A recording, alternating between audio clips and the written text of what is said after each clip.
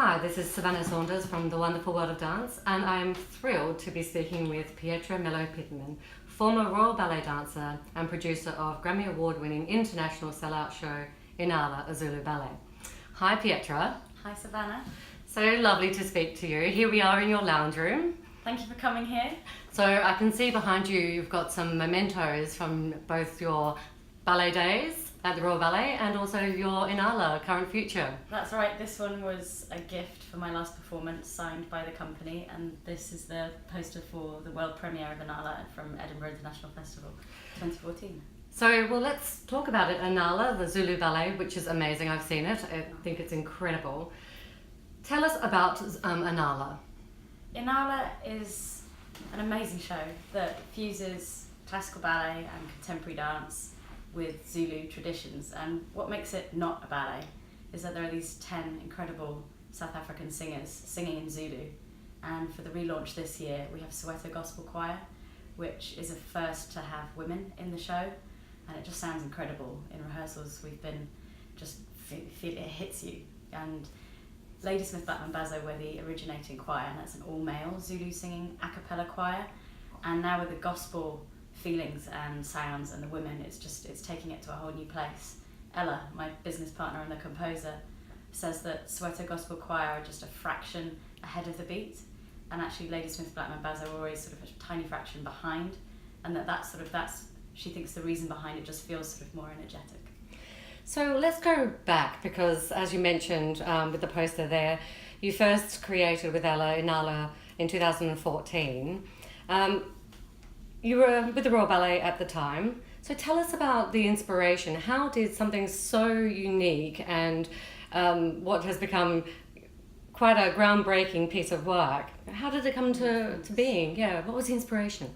Well, Ella took me to see a concert of Ladysmith Blackman Bazo's back in 2009, and she'd worked with South African musicians a lot and had a big passion for South African music and rhythms, and she really wanted to co-write with Ladysmith Blackman Bazo, and so via introductions and people that she knew, we arranged a meeting post-show to see them, and sort of once we'd seen the show we knew that we could see a space for a new type of show with them, but with them co-writing with Ella to take that sort of sound to a new place. And so we approached Monica Mason, the director of the Royal Ballet at the time, and said, we've got this idea that we could create a cultural ballet. And at first we thought it would be part of a triple bill for the Royal Ballet. And so we set about with, I suppose, the pilot version of Inala, and we went to South Africa in December 2010. I was allowed a couple of nutcrackers off, but understandably my job was to be in the corps de ballet of the Royal Ballet, so not to swan off and with a film crew and to create something. But I think with Monica's heritage, South African heritage, she had a real sense of that she was excited about it also, and sort of knew that we were worth giving it a try. And so we went to South Africa, and Ella had done so much preparation at the Royal Opera House. She used to come in between my rehearsals and on the weekends, and we'd sort of sneak into a studio on a Sunday, and she'd just play and play and play, and we'd listen to music, and she'd play and write, and sort of I was storyboarding ideas of themes in my head and with her for different sort of emotional arcs, peaks and troughs really. And she went with all this preparation, and then we found ourselves in South Africa in 2010 with her sat at the piano surrounded by 9 Zulu singers, men, not speaking in English, and we just had no idea how it was going to go. I just think the definition of courage is that moment for me, and what Ella did, and we just didn't really know, and everything really did hinge on that moment, with Joseph Shabalala, the founder, sort of leading the writing of the songs with the group. And the first song that came out of that session was Usizi, which is still like the most poignant moment in the show, I think. And after your moment in the studio, how did you go from this one song that's first created at that moment to taking it to a production on stage in London, which is an enormous leap, really? Yeah, well, it certainly didn't happen overnight. So when we came back from South Africa, we'd been to Durban and we worked with Ladysmith Blackman Bazo at the Durban Playhouse in KwaZulu-Natal. And we came back with 5 songs, sort of, and then we worked with a choreographer who actually, it just didn't really work, and the Royal Ballet didn't want to take that version, actually. And so instead of letting it go, we thought, well, we'll just make a full-length show, we'll do it our way. And that's when sort of Mark Baldwin absolutely saved the day. We wanted to work with him. And really it's his background, I think, in contemporary dance, his cultural background, obviously his experience, and he's, now former, but the longest standing director of Rambert, that the movement that he created and he worked with was incredible. And he took the songs and worked with 2 South African dancers in Rambert, Umbalelo Ndabeni and Dane Hurst. And I remember sitting in Ella's car in a car park when she showed me the videos from Mark working on these 2 different solos. And it was so moving. You could see that the dancers had such a connection to the music, and the movements that they were doing had come from Mark's direction and them, and that there was their lives and their history and their stories in those movements. And Umbalelo understood the words, and Mark had obviously done his research as well. And Mark always says that before he knew what the songs were, he sort of had his ideas, and then when he asked Ella, what is this about, he got it right. It was a sense of home or a sense of love or longing. And that was the next step. And then from there, we took those solos into a film studio and we filmed them. And then we created a documentary from South Africa when we went. And then we presented the concept to Sadler's Wells, Edinburgh International Festival, and Music Beyond Mainstream, a consortium of major concert halls around the UK. And that's when we got those contracts signed. And I remember the premiere at Sadler's Wells, Sellout Show. Yeah, Sadler's Wells was the London premiere, and actually we premiered the whole show in Edinburgh, which was incredible. I mean, it's the largest theatre in Europe, is the Edinburgh Playhouse, and we sold it out. 3 shows. Ella and I actually got stuck front of house because opening night there's a reception between, in the interval and then the post-show and the pre-show. So in the interval we ran up the stairs, and I mean this theatre is like the Starship Enterprise of venues. So we ran up the stairs and we just didn't time it well enough to get backstage. So we're at the top tier of the theatre and the curtain rises and we didn't make it backstage, and there wasn't one seat we could just sneak into. So we watched the whole of the second act perched on the steps at the top, and at the end of Act 2, just this roar, everybody stood up, and we were in the gods and everyone was up. So by the time, every seat in the house was up, everyone was on their feet, and it was an amazing feeling. And then we had to run backstage to do a curtain call. But yeah, that was quite a moment for us, because we didn't know. We did our tech week at the Barbican, and it was still raw. It was the first time ever, you're trying to work out the sound engineering and the timing and the microphones and the singers, and some dancers hadn't been available, and there was a big leap from dress rehearsal, goodness, to opening night. And so and then we brought it to London a little bit later in September, and the same thing again, standing ovation. As well as for the London premiere, it was just amazing. It was the most diverse audience I've ever seen. And I mean, when I first joined the Royal Ballet Company, I lived in a flat in Farringdon on the Crossroads, opposite a club that used to be there called Turnmills, really close to Sadler's Wells. And I just made a point of 1 year. I said, 1 year I'm going to see every show at Sadler's Wells. I just loved that theatre. So I'd used my, pretty much student pass still, I think I had. I was doing open universities. And I saw every single show. And it was amazing.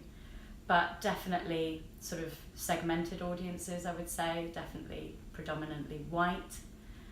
Even though I was seeing, different world dance companies. And then for the London opening of Inala, it was definitely diverse, all ages, all cultures, and excited theatre, young people that had never been to the theatre before. You could just tell they were saying it, and so it was buzzing. It was really exciting. And what was the audience feedback that you heard from the audience members, and what you saw on social media, and how did that make you feel as well? Definitely that. They sort of said transported to South Africa, which is what we wanted. we have a sound designer called Adrian Rhodes, and he's actually the sound of Shaun the Sheep. He's Shaun the Sheep, and he's amazing. He's worked on all the Aardman films and Chicken Run and Full Monty. And he wove in to the score, well, Ella wove into the score, but he gave Ella this palette and soundscape of South Africa. And at times it's all you hear is this rhythm of like locusts or crickets or the sounds he's put in. And I think that does give you the sort of atmosphere, and the whole show opens with just soundscape, and it's just quite, you're sort of anticipating what's going to happen next. So I think that was a big feedback. People were coming out talking about the sound effects, and somebody heckled like, "This is South Africa" on one of the in one of the tour nights when we were in concert halls. Thank you, this is South Africa. And just that, you know, obviously the dancing is so high, such high caliber, such high standard. It's really hard. I think, having danced in it myself on tour in 2014, it sort of looks really easy, which is the point. I mean, as a ballet dancer, I shouldn't be saying that, right? Oh, you make it look really easy, but they do. He choreographs it so hard, a jump that has to come out of nowhere. And I didn't really have any contemporary dance training. So the sort of, to be really grounded 1 minute, or really sort of rhythmical, and then suddenly have to do a ballet grangete or a dev kick up to hit a Zulu kick in the front, or a ballet développé up the side. Like, it's hard, but it just, you know, the ballerinas look effortless, and then the men look really grounded and earthy, and I think they just said, oh, it was such a good fusion, was another thing that. But I think the biggest compliment, or everyone's most favourite moment always, is when everyone dances together. And there are two sort of big moments in that. One, a song called Kulumanai, which is called Talk to Her, and it just jams, like the drummer at the back's going nuts.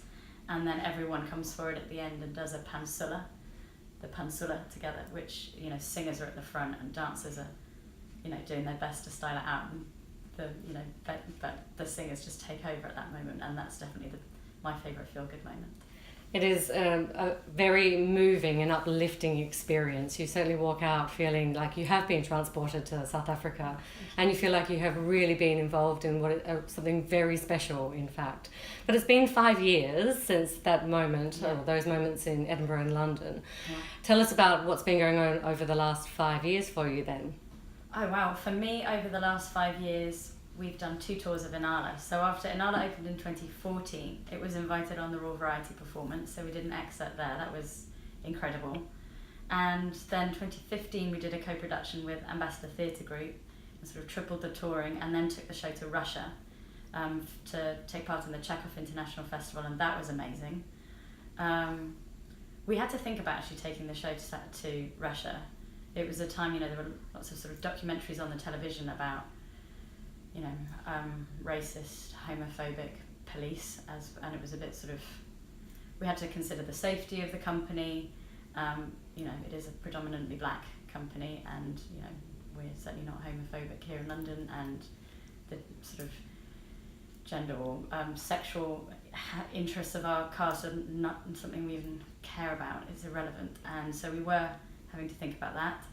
And we were really, really thrilled and pleased that we did decide to go, because the audiences in Moscow at the International Festival behaved exactly as they did everywhere else in the world, and they also stood up, and if anything it felt more poignant to, you know, the audience were giving flowers to some of the black dancers, and I think it was their way of saying, you know, we know how we are perceived by the rest of the world, or how certain leaders might be speaking, and that's not how we here in this theatre think, and so thank you. That's how it felt, and it was very moving. So that was quite special. You've given me goosebumps, in fact. It feels quite emotional even thinking about that, and having been to Moscow, I was intrigued to hear, as you were talking, about how the Russian audiences reacted. But where else have you taken Inala in the last 5 years? So then actually after 2017 we started working on a new, after 2015, dates, we started working on other shows, because we'd spent 5 years developing Inala, and I was still in the Royal Ballet, and it had been sort of our baby for 5 years when it opened, and then, you know, after 2015 it had done, you know, 2 more years, so 7 years for us on this show. It was time for us to move on creatively, and certainly for Ella, like, to really get her teeth into new music compositions. And so we started working on Voices of the Amazon, and we picked sort of Brazil as the next culture we'd explore, because I was born there, and also because it's a culture that we feel is often represented in one way, and there was a space for us. and we wanted to explore telling a narrative, which is very different. So we wanted to do everything to be different from Inala, really. So we wanted to explore a narrative with characters, like a Disney story. And so we went into the Amazon and did a lot of research and sort of started producing that. And that Jeremy Irons narrated that show. We brought dancers over from Brazil again. It was very important to us that, you know, the songs are co-written in Brazil and sung in Portuguese. And that show opened in 2017. So it was around this time that you retired from the Royal Ballet as well. So when you say what I've been doing in the last 5 years, yes, I retired from the Royal Ballet in 2015. I think Inala, after the success of its premiere year, it was the right time, and everything, it just got so big. And I felt like I'd really enjoyed my time in the Royal Ballet. I was, 32 years old. I'd done sort of everything I wanted to do and was going to do, I felt, and it just felt like the perfect time to sort of make the leap. And I had no doubt in my mind that I wanted to produce full time and focus on Sisters Grimm full time, and I was in a position sort of then financially to be able to do that as well. So I talked to my parents about it before Christmas, like, guys, I think it's the right time. We were invited to Russia to start having, recce's at theatres to take Inala there. The Chekhov Festival wanted to present it, and it was its first international outing. And that would mean, missing more and more shows, and of course it's not fair on younger dancers as well, wanting to take my place, which is understandable. I was there, and not fair on the director really. Now that I'm on this side, you kind of just want your dancers to dance, and this dancer wanted to go and produce a show around the world.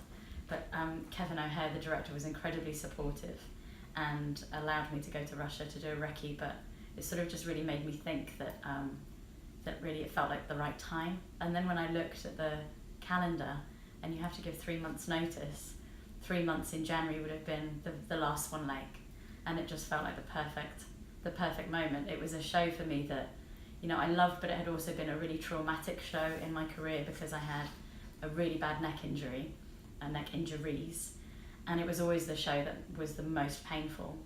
And I kind of thought, well, I'll get through that, and actually my neck didn't hurt, but and it was just, I knew that with my neck better, it would be the perfect last show to end on. And it was also the last time that the Royal Ballet was going to perform that version of Swan Lake, because they were then going to commission a new version, choreographed by Liam Scarlett. So it also felt even more poignant. So I was like, parents, I'm going to resign from the Royal Ballet. You have 3 months to see me as much as you can. Because I really don't think they'd seen me that much in 13 years. And then I went and did the recce in Russia, and then that was it. Sort of I had pretty much 3 months of just doing performances, because obviously in the Royal Ballet you perform at night and then you rehearse different shows all throughout the day, and then you get to 5:30 and you usually have an emergency call. It's just the way it goes. And so, but suddenly I just had performances at night. So that my routine changed quite drastically. I found myself just having a massage and then going in and doing the show. Sounds nice. Warming up. It was just it's so luxurious. You don't realise quite how amazing everyone is there. You just push on through. You have your power nap, scoff some dinner, have a power nap under the sink. So I was quite known for that, and then do the Red Bull nap show. And then suddenly I could go to the gym and warm up, and just, it was the most wonderful way to end my career. It was so magical. And my last performance was just, I think I was genuinely high on, I was floating. I don't think I've ever jumped so high. I've never done as many pirouettes in class before it. I was like, Pietra, what's going on? I was like, I don't know. I think I just feel suddenly all the pressure was off, and I just really absolutely loved it. It couldn't have been a more magical moment for me. And knowing that lots of people were watching, and we were going to have an amazing party after. So yeah, that was my last performance, and we actually filmed it. We got permission to film it as well, which was another producing feat, I think, because it's not easy to film, obviously, and the Opera House hadn't done it before. We're always asking for firsts, aren't we, Sisters Grimm?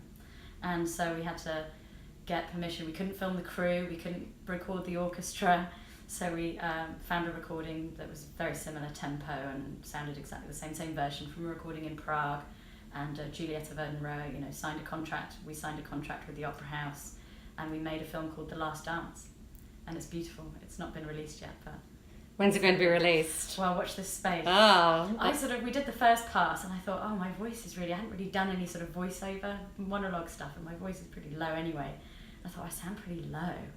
And we're kind of, I'm going to re-edit it now as a sort of inspirational, like, career transition, and how dancers have so many transferable skills, and I'm really passionate about now, especially our schools program I'll probably touch on later with Inala, like opening up the options and possibilities, and how it really doesn't matter if you don't know what you want to do. So anyway, I'm going to re-edit the voiceover now to kind of be that. Well, let's talk about those transferable skills, because as you've mentioned there, you're a producer, you're a director. With Ella, you have Sisters Grimm, your production company. The skills that you learned as a ballet dancer, as you say, 13 years with the Royal Ballet, plus all of your years in training. What do you feel that you brought from your ballet career into your current life? Oh, I think there's so many, skills that were resilience, discipline. You don't realise, you form a routine without even realising it as a dancer. We, in the Royal Ballet, we get our schedule, they get their schedule every Friday for the week ahead, and you have to plan everything, your life, your rehab, everything else around those rehearsals and shows. And then things change last minute, and you have to adapt, and you have to make sure you have your shoes ready, and you have to make sure, you're looking after your body. Just things that become second nature, that then you realise when you're, in the big bad real world, that, you have to sort yourself out and make it happen. And that's what you do every day, I think, in theatre. And, you have the show has to go on no matter what. That curtain needs to open, your makeup needs to be good. So I think in that sort of sense of multitasking and I think the resilience comes from, I don't know if that's like a personal thing, but dancers, you have to overcome pain, you have to overcome disappointment perhaps in something you won't cast in, and everything in your personal life has to be put on the back burner so that you give that audience a good experience. I think all of that is really helpful in running a business for me. And I think for me, I knew that as a dancer, I didn't have a voice in a way that I could. I knew I'm good at having a voice. So certainly, I think I used leadership skills in the corps de ballet. It can get quite exhausting. It can sometimes be demoralising. Again, there isn't in everything, and this is what I say now when we're auditioning, it's never personal. There are only so many roles, and really you don't know the reason why you may be getting picked or not. And that it might be, a reason that you can't change anyway. Quite often so many things in ballet and in life are out of your control, and how to, I think, not as to take a setback as an opportunity. And certainly I remember Stephen McRae saying that, because he was so amazing at rehab, and he was always so positive and so incredible, and he said to me, it's not a setback, it's an opportunity. And I just thought, wow, it's a lot easier than it to say than it is. But I think if you can constantly tell yourself that whatever might be a setback or a trauma in your life is making you stronger and another door will open, then that's the kind of really good way to live. It's interesting, Stephen's words there, because actually often when I do speak with dancers, and there is always the injury setback, it's inevitable almost, and almost impossible for a career without an injury, at least one, where they take time off to have children, for the women particularly, where it does present new opportunities or time to think about what they might want to do when they come to the end of their career, time to think about, what do they want in their life, which they, as you say, your schedule is so crazy that time often doesn't exist.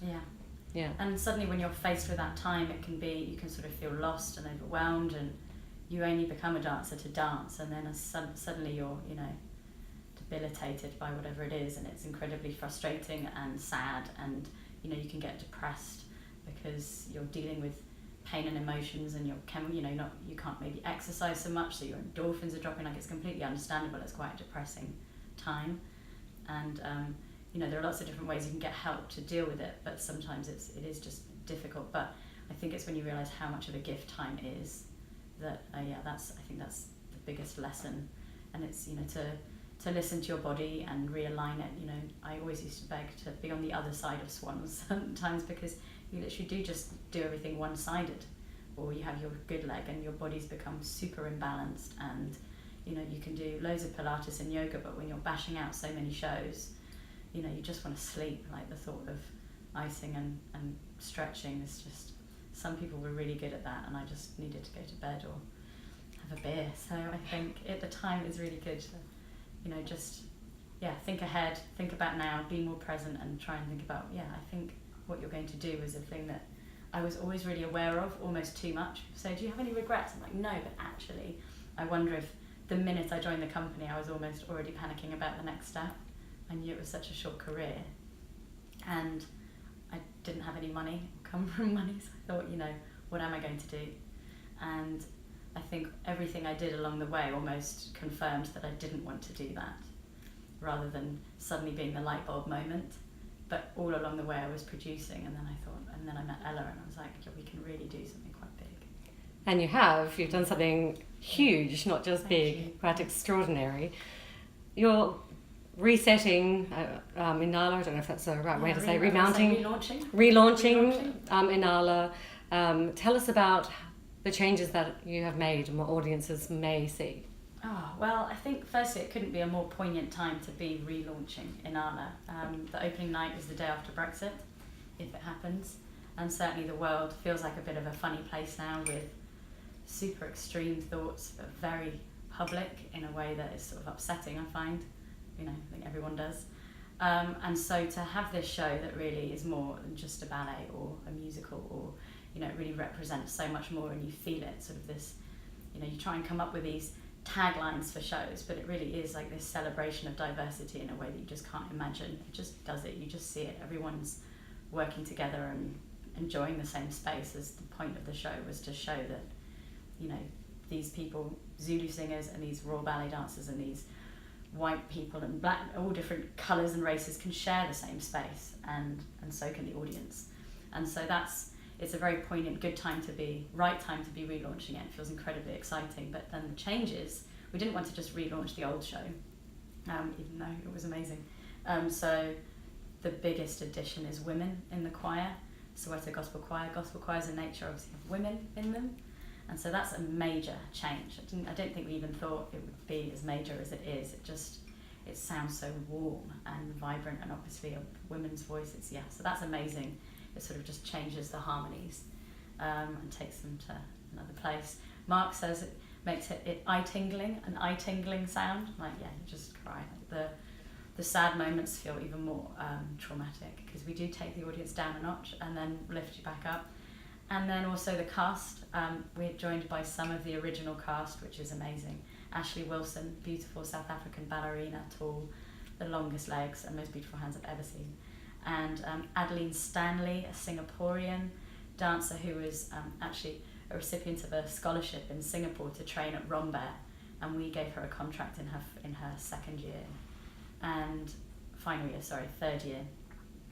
then she actually had an incredibly bad accident when she was auditioning I'm going to sidetrack now, but she was auditioning in Amsterdam, and she slid her bike on the tram tracks and passed out, and her leg was completely cut open.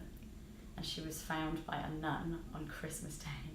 Luckily she hadn't been run over, and she sort of had her knee stitched up, and she looked like the patchwork doll from Tim Burton's A Nightmare Before Christmas. And she took a year to rehab, and she made it back for Inala in year 2, which was amazing for her. And then she went back to Singapore and has had an amazing career.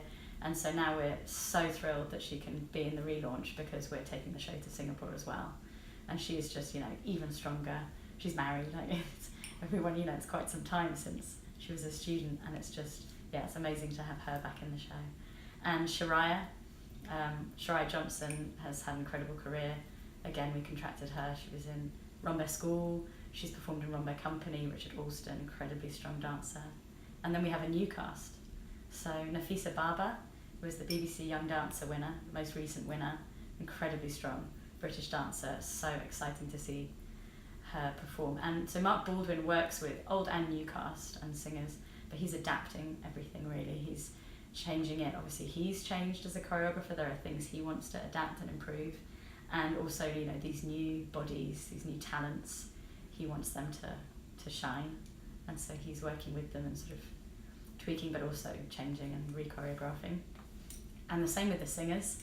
They dance in a different way to Ladysmith Blackman Bazo, Soweto Gospel Choir, whereas Ladysmith Blackman Bazo would do sort of Zulu kicks that were very high. Soweto Gospel Choir have a different style of doing their Zulu kicks. It's more grounded and earthy. But 2 of the singers are the most incredible tap dancers. And then you also have some couples like a husband and wife in the choir. So Mark Baldwin's playing off that. There are just some really funny moments, some really warm moments, and new interactions between the choir, because they have like quite a lot, very high energy Soweto Gospel Choir, like all the time, but particularly when they do sing certain songs.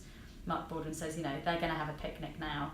We're changing this number. It used to be quite soft, and now it's like he's going with it as well. So yeah, those are the changes. Ella's making changes too. She's worked with so Soweto Gospel Choir have an MD, a music director in the choir, Milton, who's an incredible pianist and he reads music. So they've really been working together on taking the harmonies and when adapting things, and then also like her links and extra string parts, and she's really tidied certain things up that she wasn't happy with, because she's also a perfectionist. And so changes in the score and a new orchestra, a new band. So for those people who've already seen it, like myself and many hundreds of thousands of other people, certainly we need to come back and see the relaunch of Inala. And you've been busy on many a project. What else is in the future that you'd like to tell us about for Inala? Well, we decided to take last year and just show that, the pixie dust, the magic that Ella and I have is these, I think, ideas for cultural shows. So we wanted to build a slate and show that actually, rather than committing time and finances really to launching one full-length show, that instead we'd show that we had a slate of ideas. And so we took Mark Baldwin to Japan and we started a Japanese themed show. Again, oh my God, it's incredible. Ella worked with Japanese musicians. We went to Sado Island and worked with kodo drummers. She recorded beautiful sort of indigenous instruments, the shakuhachi and the koto flute. And we took a choral arranger out to work with Tokyo Philharmonic Choir. And then Mark Baldwin worked with, again, we love throwing diverse, but he's incredible at working with diverse people and skills, in terms of disciplines. So he worked with samurai performers and the choreographer from Kill Bill, and hip-hop dancers, Japanese classical dancers, traditional Japanese dancers. He created a flash mob, we called it, and then we took the company out and did a flash mob with them. And then he worked with here, when we came back from Japan, with this sort of, again, like we did with Inala, 12 minutes of music, and these ideas that Mark had created in choreographic sequences. Then he worked with two principals here, classical dance principals. Now Sakuma, who was principal ballerina in Birmingham Royal Ballet. Taisuke Nakao, who's a Royal Ballet apprentice this year.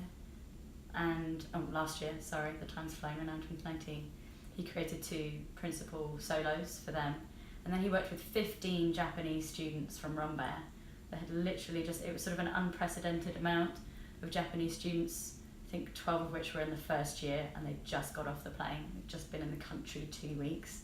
So that was quite amazing for them to work with Mark Baldwin and also be in this Japanese-inspired piece. And so we created 15 minutes of a Japanese piece, which we presented at our 10-year sort of anniversary gala at Ministry of Sound, which I might come on to. But the response was amazing. So Mark had the idea that he'd put the young students in kimono and then the two older, mature principals in Uniqlo, very modern shirt and trousers. And it was just, quite moving, that piece. I'm really excited to see how that develops, where that grows to. So that's Japan. That's Japan. Where else are you taking us around the world? So long about all the others. So then Bali was somewhere that Ella knew a lot about art. Her father's an artist, and sort of she was like, we were curious about Bali from different perspectives. The culture, dance there is so embedded in the culture and music, and they're performing. You can hear gamelan all the time. Performances happening everywhere you go, and it's not just put on for tourists. Actually, of course, the dances are put on for tourists. There are tourist shows, but every single Balinese person learns these particular dances as part of their religious and their rituals, their ceremonies. So you grow up playing an instrument because you're going to perform it at that ceremony, and then you can also perform it at your tourist shows. So it's just everywhere. And we found Ella started composing a piece of music, and I just thought, this is a bit sad, this is different, and it just felt like a woman in isolation.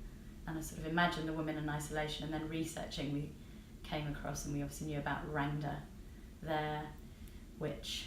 So Have you been to Bali, Savannah? I have been to Bali, but only for a very few days, and I don't know that I feel like I saw too much. Well, so they have, you know, statues and temples everywhere, and they're wrapped in this polling, black and white checked fabric. So everywhere you go, there's black and white checked fabric, and then you read up on it, and they believe in this dualism that there's no such thing as good and bad. It's sort of both is good, both is needed for balance, and that we should strive to be the grey, the bit in between, and that's why they have this check, white, black and grey, everywhere in polling. And it's a good philosophy, right? You know, try and strive for the bit in the middle. So they have these dances, which is Rangda, their witch, who's bad. But the main thing is that when I read up on Rangda, she was a wife, a queen, a mother of 2 children, and she was sent into exile for practicing black magic. And then her husband remarried, and when he died, she became a widow, which was even worse, and no one would marry her daughter because she was, you know, a witch. I mean, a lot of people can relate to that mother-in-law thing, right?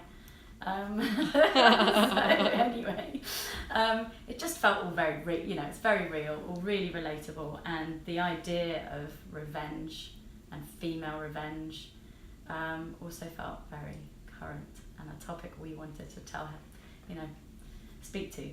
So we thought we'd do a Sisters Grimm interpretation of Rangda.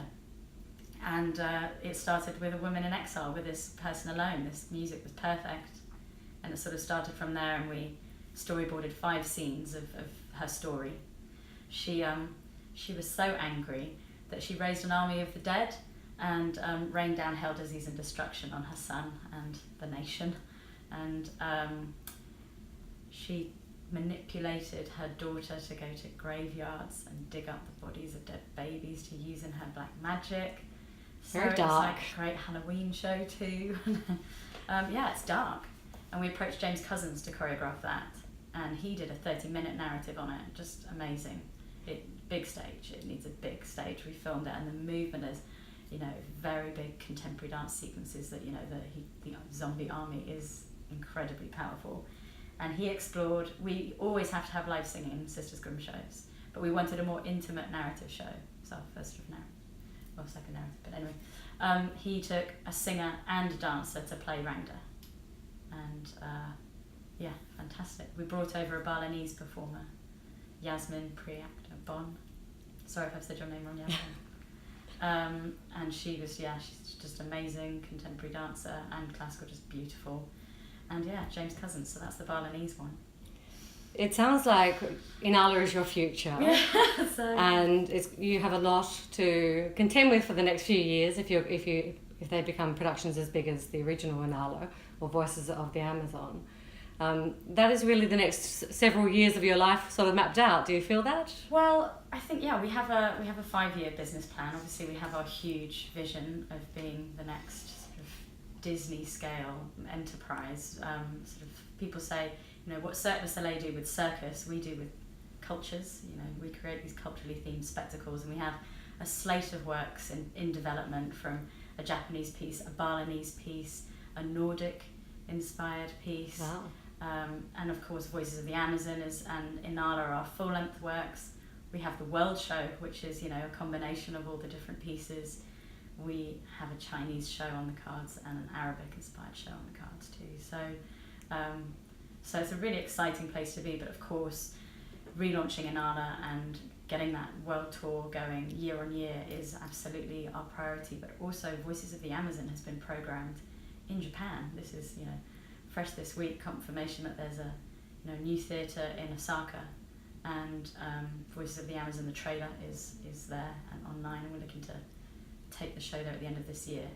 So that's, you know, 2 of our major shows now rolling out internationally in new territory. So, you know, I couldn't be happy, I couldn't wish for more, and at the same time wanting to develop these new works, but, you know, we need to fundraise for that. So at the moment our focus is making, you know, getting the audiences in and getting the track record for Inala. I can imagine that your days as you're overseeing international shows in development of new concepts, and your slate of work that you're talking about, relaunching Inala. Tell us about what is possibly a typical day in the life of Pietra Mello Pittman. Well, Ella and I had leadership training, business training, like almost like a business counsellor, because when we got to the end of Voices of the Amazon in 2017, we'd actually spread ourselves a bit too thin, and I think that show, it was incredible sort of audience success, and you know, we were proud of the show. It won Brazilian International Press Award, but we definitely learned a lot about how we manage, like how we're going to do things going forwards. It was quite a tough production period. And this counselling sessions really helped us understand each other's strengths again, because we're a bit like a married couple, you know, you've been working together so long every day. And it just really helped us realise what our strengths are, so we don't also double up on things. And we had to do a Myers-Briggs test. I think I was ENTJ, and she was ENFJ. We were essentially on the same page, but polar opposites. And so it just meant that it's given me so much confidence to sort of do certain things on my own, and Ella does things on her own, and I don't have to feel bad about not being good at certain things or trying to learn everything, because we just can't do everything. So it means that sort of I divide days with production, so things that are on the stage, choreographic, you know, obviously the general producing, making sure the studios are booked and all the flights are organised and the company lists and stuff. We have an exec producer and a company manager and assistant overseeing all of that. Marketing, branding, I work a lot on that, on our website, how the shows look, if the messaging is getting out and it's the right messaging, and then casting. So it's a real mix, really. And then I also do sort of the banking and the admin side of things, reading contracts. So it's sort of splitting out, but always making sure that the focus, like, is it going to sell tickets? Ultimately, our goal, you know, we have to sell tickets. We want the audience to come and see the show and be moved by it. So sort of picking days to work with one-on-one with Natalie Payne, who's our rehearsal director and also production assistant, but she will become rehearsal director responsible for teaching the choreography, so making sure she has my time. And we're watching the video. We watched the video for the first time, like together, Ella, me and Natalie the other day, and then we went through it again with Mark, and we realised that's what it's all about, the show, the music. And it can become, you know, putting on a production of this scale, there are so many different elements, you're so swept up in everything else, and just to be able to sit back and just enjoy the music, that's what everything's about. And with all those different hats that you're putting on, do you have is there a part of your life now that is your favourite? Do you have a favourite hat that you like to put on? What's the favourite part? I love it. Yeah, the music is definitely a favourite part. You know, people say, do you miss dancing? And I don't. I'm so busy, and I love working and managing everyone, you know, managing the project, but with everyone we work with, you know, different departments. I love seeing it all come alive. But I think it's when I get to hear the music and like work with Ella and hear her developments that she's done, or we're auditioning, or we're looking at videos of dancers doing things. You know, I love anything to do with the music side of the show. I love the marketing. I love the visual side and sort of communicating the message of the show. I'm terrible at social media, and Ella doesn't even have any social media accounts. So this is the year that we change that. We're a lot better at that. So we're getting a lot better at that. I think you'll agree that our Instagram's getting better, and we have some content now, Savannah. It's exciting. It takes so much effort to film our work. I love producing and making our films, and actually I'm really excited about now our schools programme and our outreach work. Tell us about that. We've partnered, so it all started in 2017. We were doing Voices of the Amazon, and we were opening it in the summer at Sadler's Wells. Actually, we premiered it at the Chekhov Festival. We were bringing it to Sadler's Wells afterwards, and we had 3 terrorist attacks and Grenfell Tower. And just nobody, it was disastrous for the theatre, it was disastrous for London, for everyone, but in terms of, you know, ticket sales, no one felt safe going to the theatre, no one really felt safe in London, and it was awful, and we wanted to sort of have a response to that. So we decided that we wanted to give away 2,000 tickets to volunteers of Grenfell, children in state schools, people who were from lower socio-economic backgrounds and just maybe didn't get the opportunity to go to theatres. And the response was unbelievable. 2,000 people came, and the letters we got and the response we had was unbelievable. And the Voices of the Amazon, there's a fire in the forest in the show at the end of Act 1, and so we felt like we had to warn people, there's this thing in the show.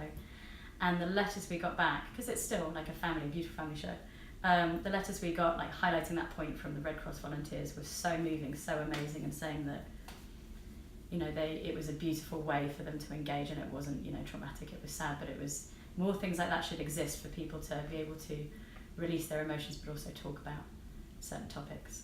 So we then decided that that was a brilliant pilot, and we take it to the next level and we're partnering with Mosaic, which is a Prince's Trust initiative, and it's sort of an incredible mentoring scheme. Again, sort of celebrating diversity, the synergies were perfect, and really the Mosaic already works with, you know, the people that we wanted to engage with, and so we're partnering with their schools to give away 75 tickets a show, which is a total of 1,575 tickets across the shows, for, again, like first-time theatre attendees, people that wouldn't normally get the opportunity to come to theatre. We're opening out to not just, you know, young people, but their families, especially if there's like a third-generation immigrant, like sort of people that really would never come and see a show like this, and so that's something we're really excited about. And not only are they getting the free tickets, but we're offering them a sort of deeper engagement opportunity. And really we wanted to work with the schools to make sure that we're developing and giving them materials and a programme that they want, that isn't just, you know, hard work. Teachers have a hard time as it is, with the pressures of the curriculum right now and exams and lack of funding. But there are so many amazing themes in Inala that we're working with them to give them what they need and want. But Ella and I are really passionate about, as I said earlier, sort of careers inspiration.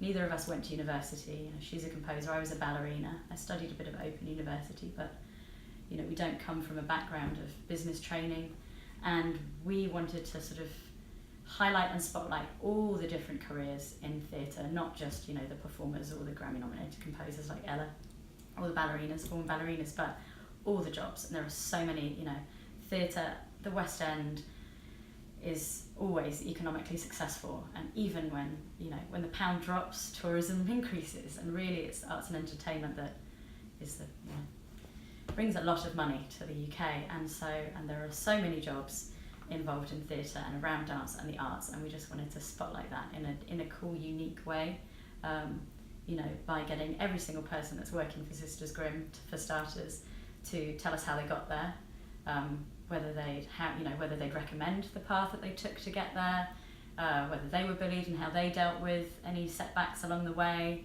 and just sort of to show that maybe, you know, I think it's very hard right now for youngsters, especially if they feel like there's no hope and that there's nothing for them to do. And I think careers advice has a lot to answer for. I mean, I did a test at school and got landscape gardener.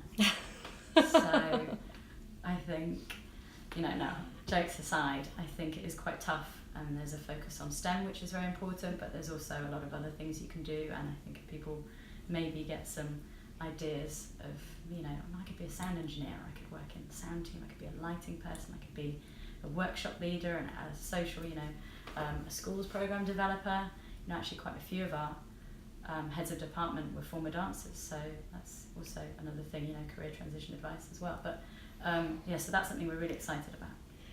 So with all of that experience that you have, and all of those programs and the extraordinary future sitting before you, and thinking about those younger generations who are looking and listening to you here and thinking, we've got a young woman who came from Brazil, who came to London, danced at the Royal Ballet, and is now set on to create these incredibly successful award-winning shows.